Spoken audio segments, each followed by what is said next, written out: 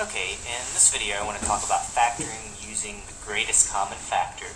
And in the examples I have, there's another one down there, we're simply just going to factor out the greatest common factor. So, again, the greatest common factor would be the largest factor that we could divide evenly into every term.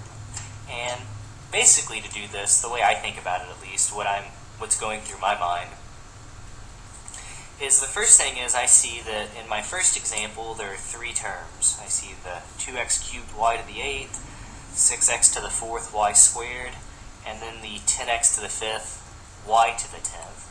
So I see three terms, and what I do is I first look numerically. I look at the coefficients. I see a positive 2, a positive 6, and a positive 10, and I think what's the greatest common factor of those three numbers?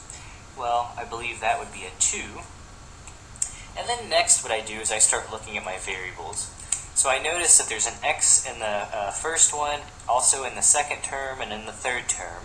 So that means I can certainly factor out an x. And then I have to pull out an x to I have to think to what power.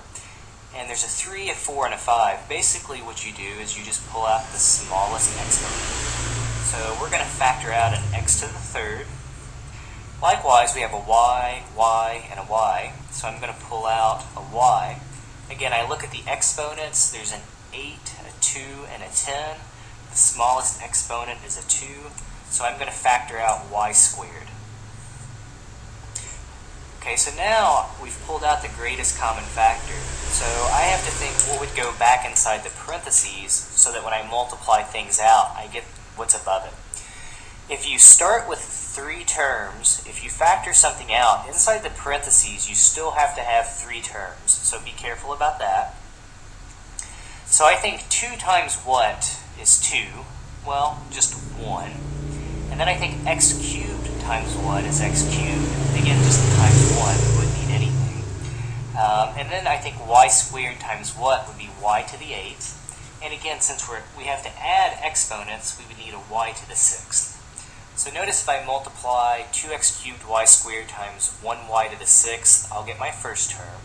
And then I just do the same thing. I think 2 times what is positive 6. Well, I would need a positive 3. I think x to the third times what would be x to the 4th. Well, again, since we add exponents, we would just need an x to the first. And y squared times 1 would be y squared. So I don't write the times 1 because it's going to be the same thing as 3x to the first anyway. And last but not least, I think 2 times what is positive 10. We would need a positive 5. I think x to the third times x to what power would be x to the 5th. Well, we would need an x squared. And then we would need, I believe, a y to the 8th power, because y squared times y to the 8th will give us y to the 10th. And now we've factored out the greatest common factor. So let's do the same thing in part B. I'll step through this one a little bit faster. So I see a 6, a 3, and a negative 24. Well, the biggest number, the greatest common factor of those three numbers would be a 3.